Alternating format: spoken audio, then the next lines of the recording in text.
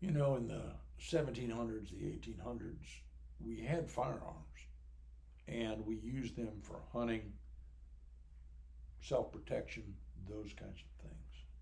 The proliferation of weapons today has changed all of that.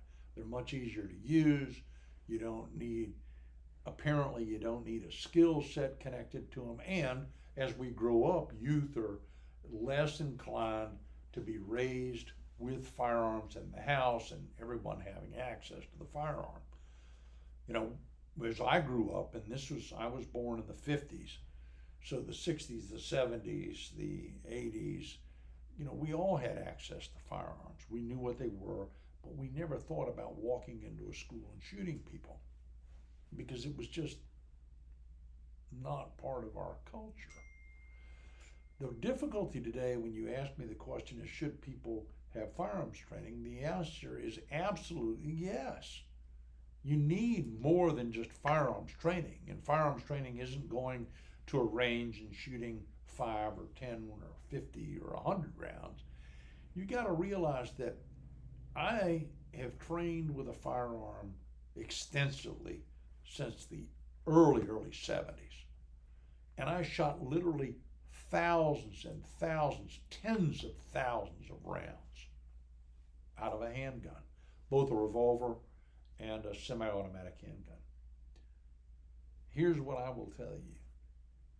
Handguns are dangerous, extremely dangerous.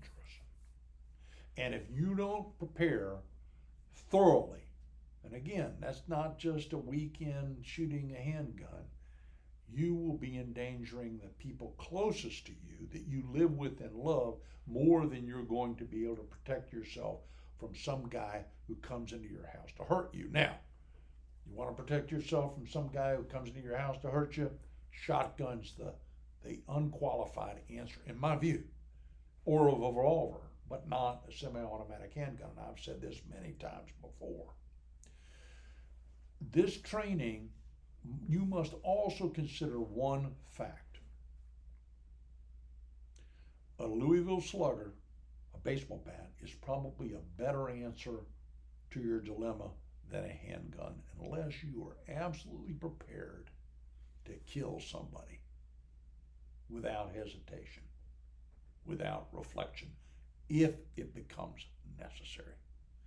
Because if you can't, you're likely to have that gun taken from you and used against you or your family, or worse, you have access to it and a child in your family structure gets a hold of it and shoots themselves. So handguns are not some universal solution.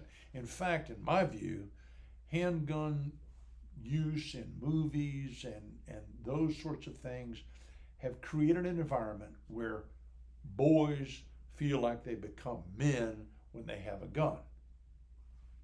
And so it's simple to become a man, right? You just go out and you get a gun.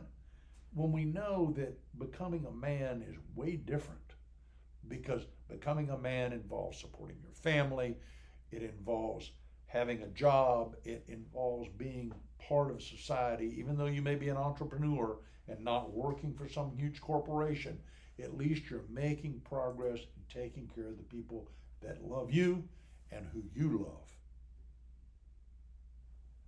But simply having a gun is not a solution, and ultimately it can be more of a problem. I now have my gun in my office here. I know exactly where it is. But I may walk out of my office and go, you know what, I forgot my gun again. So I got to go get it. And I carry a revolver. I don't carry a semi-automatic handgun because they're safer. They're more reliable. But I will just tell you that oftentimes I have known officers who leave their gun in the restroom, because when you're using the restroom, sometimes you take your pants down. That means your holster's off. All those kind of things are problematic. So you got to ask yourself, do you want an additional headache and a problem and a potential life-changing problem by buying a handgun? And I don't know the answer to that for you, but I know the answer for me.